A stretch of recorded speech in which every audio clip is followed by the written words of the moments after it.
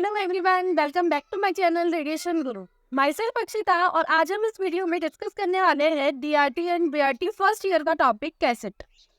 ठीक है, कैसेट एक बेस है, मतलब आज अपन पढ़ेंगे मैनुअल कैसेट के बारे में। ठीक है, मैनुअल कैसेट देखिए, आज मैं आपको प्रैक्टिकली कुछ समझाने के लिए आई हूँ। तो जो मैनुअल कैसेट होती है कुछ इस टाइप की होती है। ये आपकी मैनुअल कैसेट है जो कि डार्क रूम में यूज ली जाती है। ठीक है, जो आपकी इमेजिंग प्लेट होती है जो सीआर में यूज ली जाती है वो अलग होती है। ये मैनुअल कैसेट है, ये ओपन खुल सकती है ना। तो ये मैनुअल कैसेट है। इस मैनुअल कैसेट ये इसमें अंदर फिल्म को अपन प्लेस करते हैं। ठीक है, इस ये जो है आपकी ये फ्रंट साइड होती है कैसेट की और ये बैक साइड होती है। ये जो बैक साइड है ये आपकी खुल जाती है। ठीक है, खुलने के बाद इसमें फिल्म को प्लेस कर सकते हैं अपन।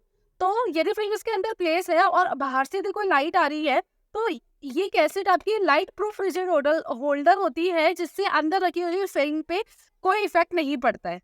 ठीक है, तो आपकी जो कैसेट है वो क्या है, लाइट प्रूफ रिजिड होल्डर है, जिसकी जो ये फ्रंट साइड है and this one is back side.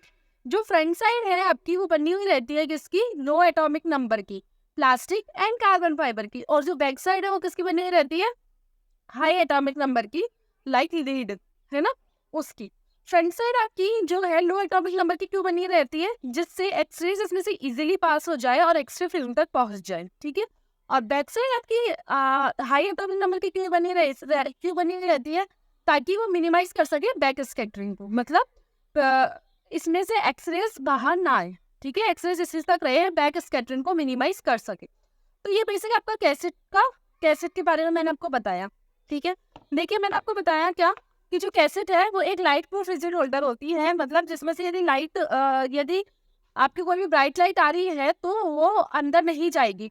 जैसे बोलते हैं ना वाटर प्रूफ, मतलब पानी अंदर नहीं जाएगा, वैसे लाइट प्रूफ लाइट अंदर नहीं जाएगी। ठीक है, ये क्या क्या कंटेन करती है, स्क्रीन, इंटेंसिफाइंग स्क्रीन को और फिल्म को। मतलब इसके अंदर दो चीजें होती है, एक तो इंटेंसिफाइंग स्क्रीन और एक फिल्म।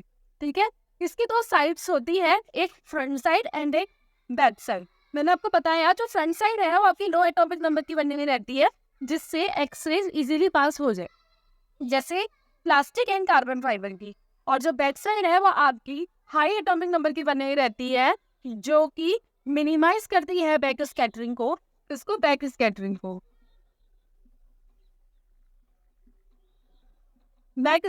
को मिनिमाइज करती है। ठीक है, और किसकी बनी हुई रहती है, लीड की। ओके, मैंने आपको बताया था कैसेट के अंदर दो चीजें अवेलेबल होती है, एक तो इंटेंसिफाइंग स्क्रीन एंड फिल्म। ठीक है, जो आपकी इंटेंसिफाइंग स्क्रीन रहती है वो भी दो होती है, मतलब front screen and back screen. देखिए मैं आपको बताती हूँ, ये मैंने कैसेट है, इसमें खोला, ये एक बुक लाइक स्ट्रक्चर होती है, बुक की तरह खुल जाती है। ठीक है, तो इसमें ये तो होती है आपकी फ्रंट स्क्रीन एंड ये होती है बैक स्क्रीन। ठीक है, स्क्रीन और कैसेट के बीच में कंप्रेसिव मटेरियल बना हुआ रहता है, जैसे कि रबर। वो क्या करता है, इंटेंसिफाइंग स्क्रीन और फिल्म के बीच में अच्छा कांटेक्ट बनाता है, इस वजह से अपन कंप्रेसिंग मटेरियल को इसमें प्लेस करते हैं। अब कैसेट कई सारे साइजेस में अवेलेबल होती है, जैसे 8-10 है, 10-12 है, 14-14 है, इस वजह से। ठीक है, तो इसमें दो चीजें होती है, एक तो लोडिंग द कैसेट और एक अनलोडिंग द कैसेट। तो यदि हमको लोडिंग द कैसेट और अनलोडिंग द कैसेट। ठीक है, यदि हमको लोड करना है तो लोड हम किस तरीके से करेंगे, ये आपकी कैसेट है, इसको हम लेके जाएंगे सबसे पहले डार्क रूम में। ठीक है, डार्क रूम में ले जाने के बाद इसे अपन इन दो के जरिए, दो क्लिप्स लगी हुई है, इसको प्रेस करेंगे और ये खुल जाएगी अपनी। ठीक है, देखिए ये खुल गई। ठीक है, मैंने प्रेस किया, खुल गई। अब इसके बीच में अपनी जो फिल्म हो गई, ये इस फिल्म को बीच में रखते हैं।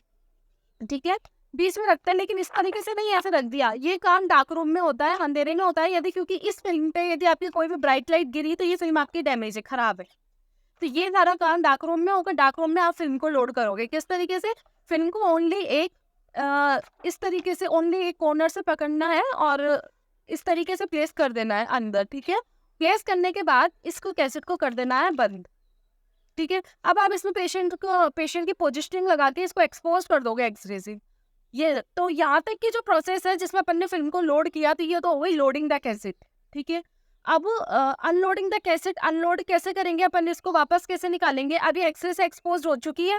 ठीक है, एक्सरे से एक्सपोज होने के बाद इसको वापस अपन डार्क रूम में लेके जाएंगे। डार्क रूम में वही इन दो क्लिप्स के जरिए इस कैसेट को खोलेंगे। ये काम भी अंधेरे में होगा, सेफ लाइट में। ठीक है, और उसके बाद इस फिल्म को जो अपन ने इसमें लोड की थी, इसको केवल नेल्स नहीं लगाने हैं। ठीक है, केवल 4 फिंगर एंड थंब के जरिए एक कॉर्नर से पकड़ना है केवल। इस कॉर्नर से पकड़ने के बाद हैंगर्स होते हैं अपने, है ना, उन हैंगर्स में चारों कोनों को फिट कर देना है। ये जो 4 कॉर्नर्स दिख रहे हैं इनको फिट करने के बाद अपन, ये जो आपकी फिल्म है वो रेडी है। ये फिल्म में डेवलपमेंट, फिक्सिंग वगैरह ये सब होएगी, बट इस ड्यूरेशन में आपकी कैसेट जो है वो अनलोड हो चुकी है, इसमें से फिल्म निकल चुकी है। जब फिल्म को अपन अंदर प्लेस करते हैं that is loading the cassette, and film को जब वापस निकालते हैं that is unloading the cassette. ठीक है, तो ये आप कैसेट का बेसिक चीजें थी जो मैंने आपको समझाई। क्या जो कैसेट है इसकी फ्रंट साइड होती है और बैक साइड होती है। फ्रंट साइड इसकी आपकी लो एटॉमिक नंबर की बनी हुई रहती है एंड बैक साइड इसकी हाई एटॉमिक नंबर की बनी हुई रहती है। फ्रंट साइड जैसे प्लास्टिक एंड कार्बन फाइबर की एंड बैक साइड लीड की। इसके बाद जब कैसेट को अपन ओपन करते हैं तो कैसेट 2 चीज़ों को कंटेन करके रखती है, एक तो इंटेंसिफाइंग स्क्रीन को और एक फिल्म को। इंटेंसिफाइंग स्क्रीन दोनों साइड में प्रेजेंट होती है, इसको फ्रंट स्क्रीन कहते हैं, इसको बैक स्क्रीन कहते हैं। दोनों डिफरेंट साइज में भी अवेलेबल हो सकती है, सेम साइज में भी अवेलेबल हो सकती है। ठीक है, कैसेट बहुत सारी डिफरेंट साइजेस में अवेलेबल होती है। इंटेंसिफाइंग स्क्रीन और कैसेट के बीच में कंप्रेसिव मटेरियल भरा हुआ रहता है। कंप्रेसिव मटेरियल भरा हुआ रहता है ताकि गुड स्क्रीन फिल्म कॉन्टेक्ट हो सके। ठीक है, उसके बाद 2 चीजें आती है screen, loading the cassette and unloading the cassette. Load, यदि आप एक्स फिल्म के लोड कर रहे हो तो आपको इन 2 क्लिक के जरिए आपको खोलना है कैसेट को। फिर आपका जो फिल्म होल्डर है, फिल्म बिन है, मतलब बहुत सारी फिल्म के जो डिब्बे हैं उनमें से अपना फिल्म के साथ फिल्म होल्डर को निकालना है। फिर होल्डर को निकालने के बाद अपनी फिल्म को इसमें प्लेस करनी है बहुत स्मूथली, और उसके बाद आपको इस कैसेट को कर देना है बंद, and that is the loading the cassette, and ये रेडी है एक्सपोज होने के लिए। फिर जब ये एक्सपोज हो जाए तो इस फिल्म को आपको अनलोड करना है। तो कैसेट को अनलोड करने के लिए डार्क रूम में लेके जाओगे, वापस इसको खोलोगे, अपने थंब एंड 4 फिंगर के हेल्प से कैसेट को उठाओगे, हैंगर में प्लेस करोगे, तो ये हो गई आपकी अनलोडिंग द कैसेट।